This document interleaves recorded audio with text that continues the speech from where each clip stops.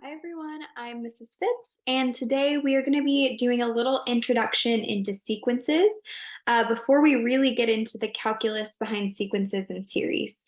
So today, let's go ahead and review a couple of important definitions or things that you should know before we jump into sequences and rules and all that kind of stuff. So first, it's very important to know what a factorial is, and it's basically written as n with an exclamation point. It is not a very excited n, it is n factorial.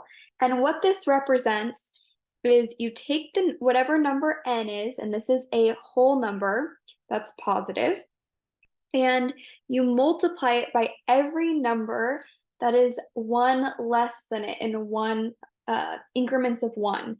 So it would be n. 1 less than n would be n minus 1, so times n minus 1. Times 1 less than n minus 1 would be n minus 2, right? All the way until you end up at times 2 times 1. We'll just assume that in this case, n is, greater than or equal to 3. Okay, so let's go ahead and let's look at an example. So 5 factorial would just be the number 5. So 5 times 1 less than 5 is 4, times 1 less than 4 is 3, times 1 less than 3 is 2, times 1. And then 5 times 4 is 20, times 3 is 60, times 2 is 120. So 5 factorial is equal to 120. Okay, so the definition of a sequence is an ordered list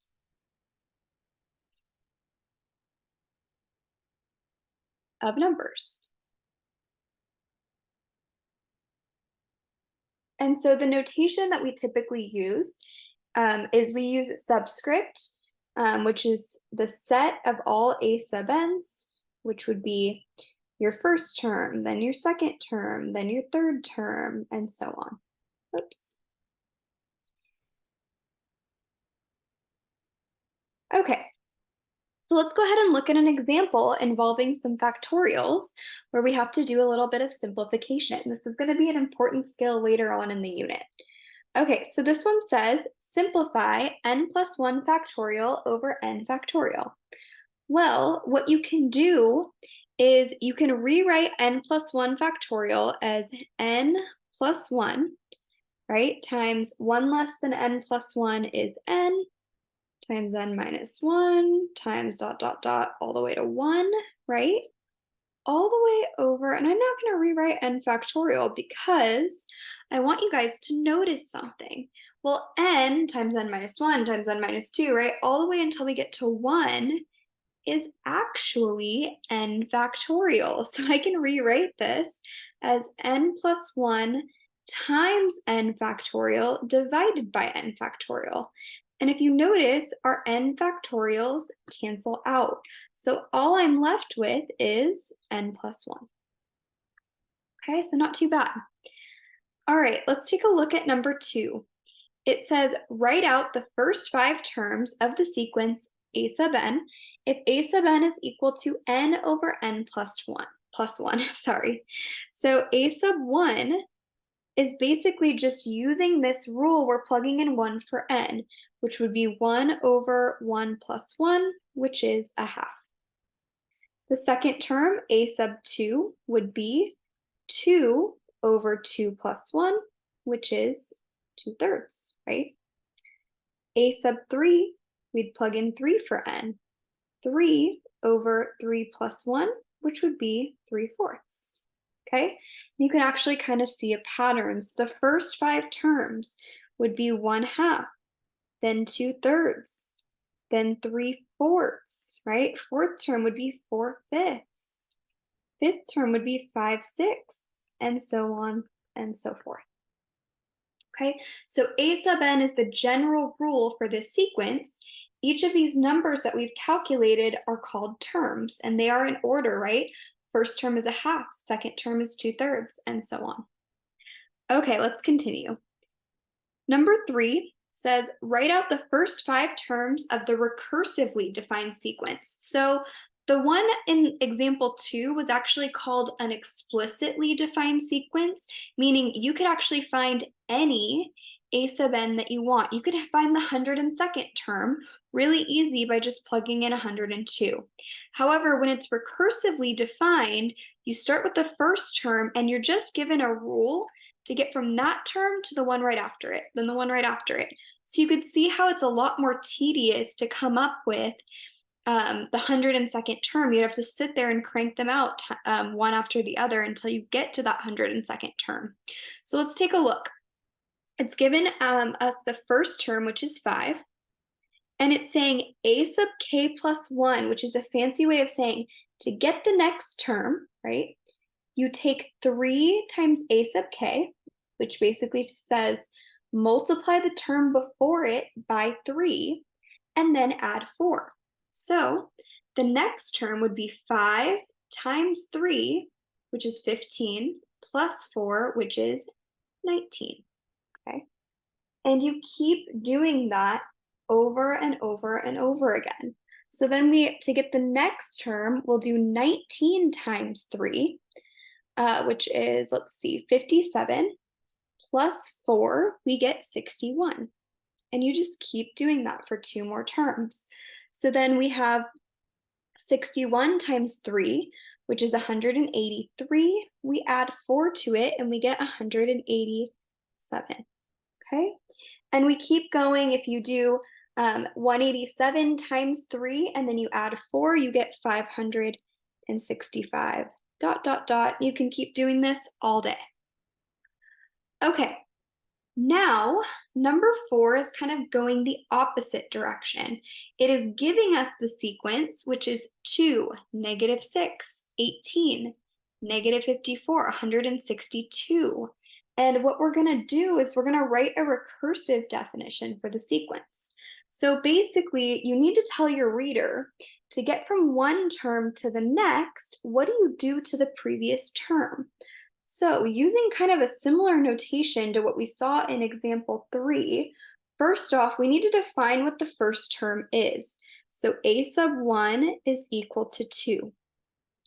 Now looking at the pattern to get from 2 to -6 and from -6 to 18, right, and so on and so forth, it looks like what you do is you're just multiplying by -3 each time.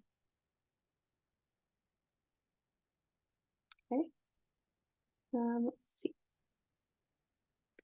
Okay, so in order to go from the first term to the next term, or from one term to the next term, all you do is you take the previous term and you multiply by -3. So here's kind of the notation that we can use to do this. So to get to the next term, which is a sub k plus 1, you do -3 times the previous term, which is a sub k. Okay, so now it wants us to find an explicit equation for the nth term of the sequence. Now, if you notice, this is actually a geometric sequence, right? It is being multiplied by -3 each time. And so the way you write it is we'll use a sub n. That's usually what we use for an explicit sequence. You could use n for a recursive as well. You just have to use the n plus 1 and the n notation. And so for an explicit equation, it's a sub n would be equal to, and the way we generate this is it's the first term, okay, times, now it's the common ratio, which means it's the number being multiplied each time, which is -3 to the, now be careful, because the first term is 2. So if I do n and I plug in 1, will I get my first term to actually be 2? Well, no, because 2 times -3 to the first is -6. That's actually the second term in the sequence. So what we want to do instead is we want to subtract 1, right? It's 2 times -3 to the n minus 1. Always check to see that your rule appropriately generates the sequence. So when I plug in 1, do I in fact get the first term as 2 now? Well, 1 minus 1 is 0. -3 to the 0 is 1, times 2, we get 2, we're good to go. Now, you could write this to the nth power, but you have to be a little sneaky about it. And actually, it would be 2 times, think of this as -3 to the n times -3 to the -1st, right? Using that rule. If I take the reciprocal of -3, right, I get -3 to the -1st. It would be -1/3 times 2. You'd get -2/3 times -3 to the nth power. This also generates the same sequence because when I plug in 1 for n, I get -2/3 times -3, which is in fact 2. Okay, let's continue. Okay, so this is a little bit more into the calculus aspect of sequences that you don't quite get in other courses. So if a sub n is a sequence and the limit as n approaches infinity of a sub n is equal to L, then L is the bound of the sequence and it converges to L. Okay? If the limit as n approaches infinity of a sub n does not exist, then the sequence a sub n does not have a limit and a sub n diverges. Okay, so we're going to determine whether these limits are bounded, which means they converge, or not, by taking limits essentially. Okay, so let's take a look at an example. Number 1 says, find the limit of the sequence b sub n equals 1 over 1 minus 2n.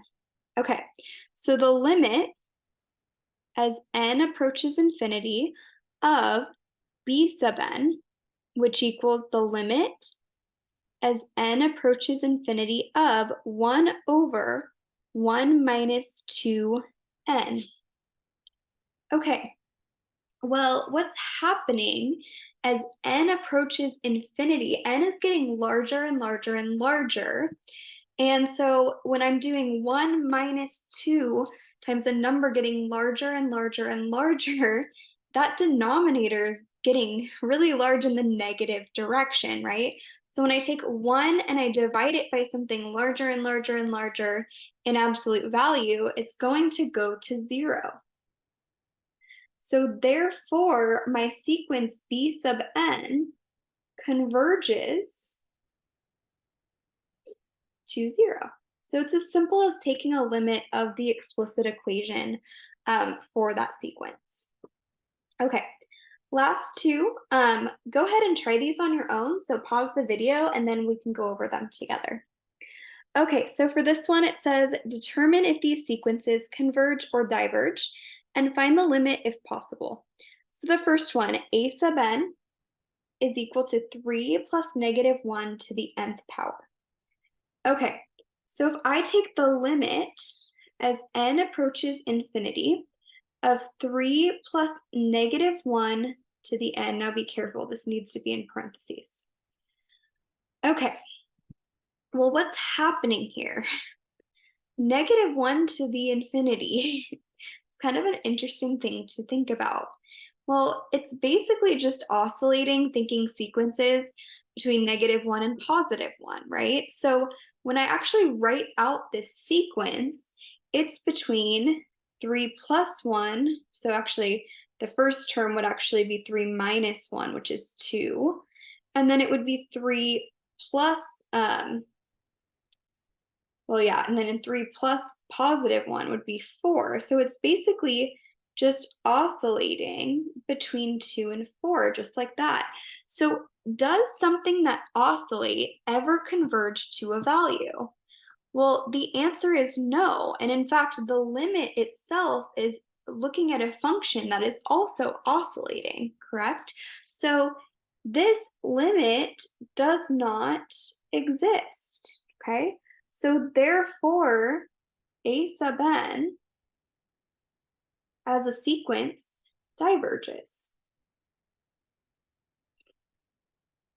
Okay, the last one we have our sequence a sub n is equal to the natural log of n squared all over n. So let's take a look at the limit as n approaches infinity of the natural log of n squared divided by n. Okay, so we're actually going to have to use L'Hopital's rule to do this limit, because in this case, we end up with an infinity over infinity form. Never, ever, ever tell me that this equals infinity over infinity. It drives me nuts. It's improper use of notation. Instead, here's how you use L'Hopital's rule properly. You show that the limit of the numerator as n approaches infinity, right, of natural log of n squared equals infinity, and the limit as n approaches infinity of n equals infinity. Now, this is infinity over infinity form. It doesn't equal infinity over infinity. Be careful on the AP exam. If you put equals infinity over infinity, that is a false statement. They stop reading if they see false statements, so please be careful. And so here, we have the limit as n approaches infinity. We can apply our L'Hopital's rule. So it means that we can take the derivative of the numerator and denominator. And I'm going to put a little LH because I'm using it in that step. Okay, so we have the limit as n approaches infinity of the derivative of natural log of n squared. Be careful. You need to use chain rule here. So it's the derivative of the inner function n squared, which is 2n, times the derivative of natural log of, we have n squared, which is 1 over n squared, all over n. Okay, so what ends up happening is our n's cancel out. And so we end up with the limit as n approaches infinity of 2 over n squared, which actually equals 0. And so therefore, our sequence a sub n converges to 0. I don't know why I spelled it out. You could write the number 0 in there. That's totally fine.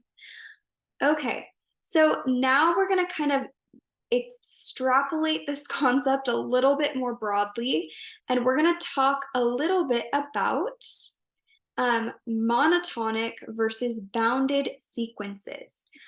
Okay, so first, let's talk a little bit about monotonic. So basically, a sequence is monotonic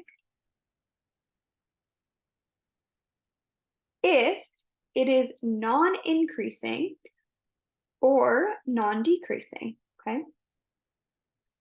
A sequence is, so now if it's bounded if every term greater than or equal to some number n, the lower bound, and also every term is less than or equal to some number m, which is called the upper bound. So what we're going to do is take a look at 4 different sequences, and we're going to talk a little bit about whether they are monotonic and or bounded. Okay, so let's look at our first example. We actually saw this example already. And so we have a sub n, which is 3 plus -1 times n. So we actually listed out these terms. The first one would be 3 plus -1 to the first, which is 2, right? Then it would be 3 plus -1 squared, which is 3 plus 1, which is 4. Then 3 plus -1 cubed, 3 plus -1 is 2, right? And so it just keeps oscillating between 2 and 4. So because this is oscillating, it's not monotonic, right? It's going from increasing to decreasing to increasing, right? So this is an oscillating sequence. Now let's look at the into whether or not it's bounded. So a sequence is bounded if every term is greater than or equal to some number n, the lower bound, and also every term is less than or equal to some number m, the upper bound. Well, is it bounded? Well, it looks like every term is either less than or equal to 2, or sorry, greater than or equal to 2, or less than or equal to 4. So therefore, it looks like a sub n is bounded. The upper bound would be 2, and the lower bound, or sorry, upper bound is 4. I keep flip-flopping that in my mind for some reason. Upper bound is 4, and the lower bound is 2. Okay. All right, let's look at one more example together, and then I'm going to have you pause and do those last two. Okay, so this is B sub n, and our set is 2n over 1 plus n. We want to figure out if it's monotonic and or bounded. So let's start with listing out some terms. So I have 2n over 1 plus n. We're going to plug in 1 first. So we get 2 over 2, which is 1. Plugging in 2, we get 4 over 2. Or sorry, plugging in 2, we get 4 over 3, which is 4/3. Plugging in 3, we get 6 over 4. Plugging in, let's see, what are we at now? 4, we get 8 over 5. And so on and so forth. Okay, now, if we look at these numbers, what's happening here is actually it is increasing, right? In fact, if you take a look at each term, right? 1, 4/3, punch them into a calculator even, look at those decimal places. This actually is strictly increasing. And therefore, it means it's monotonic because it is non-increasing and non-decreasing, meaning it is consistently increasing only, and that is never changing. Okay, well, now we need to figure out if it is bounded. And so what is happening? We want to figure out what that term is getting closer and closer to. So what you can do is take an infinite limit. So we can take the limit as n approaches infinity of 2n over 1 plus n. Well, remember, infinite limits are just a sneaky way, or limits to infinity, are just a sneaky way of finding horizontal asymptotes, which in this case would just be 2, okay? So what's happening is these terms are actually converging to 2. So it turns out that this is bounded. The absolute lowest, smallest term that we have is 1, and the rest of the terms are going to get closer and closer to 2. So therefore, B sub n is bounded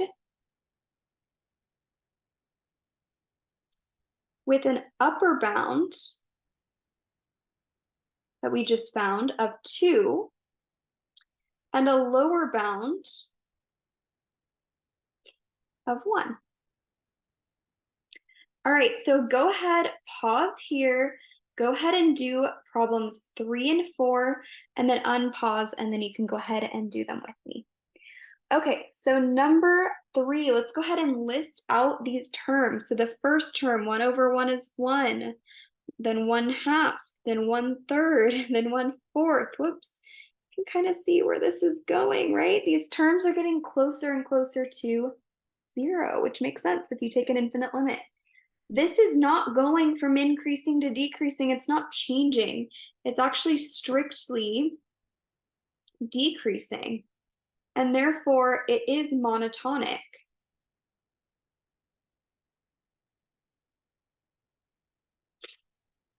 Okay. And so then if it's strictly decreasing, meaning it's monotonic, it also means that we're actually going to be bounded, right? Because these terms are converging closer and closer to a particular number. So if you take the limit as n approaches infinity of 1 over n, we get 0, right? That's our instinct, that the terms are getting closer and closer to 0. So this is bounded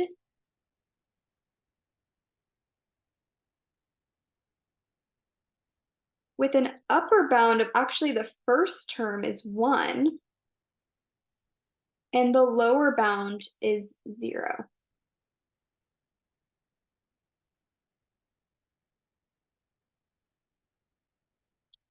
Okay, last one. We have c sub n, which is our new sequence, which equals n squared over 1 plus n. Okay, so we're going to look at some terms here. I like to always list them out. Plug in 1, we get 1 over 2. Plug in 2, we get 4 over 3.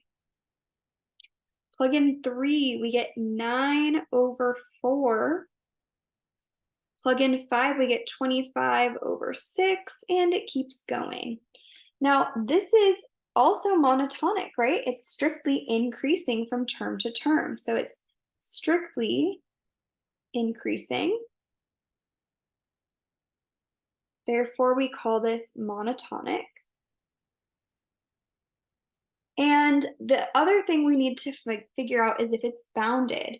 And so let's see if it's between two different values. And so if we take a limit as n approaches infinity of n squared over 1 plus n, well, that actually equals infinity. It does not exist. It just means that these terms are just going to keep getting larger and larger without bound. And so it means that c sub n is unbounded. Note, just because something is monotonic does not mean that it's going to have bounds, both an upper and lower bound. So be careful, in order to be bounded, it needs both an upper and lower bound. Okay, that is it for this lesson. Thank you very much.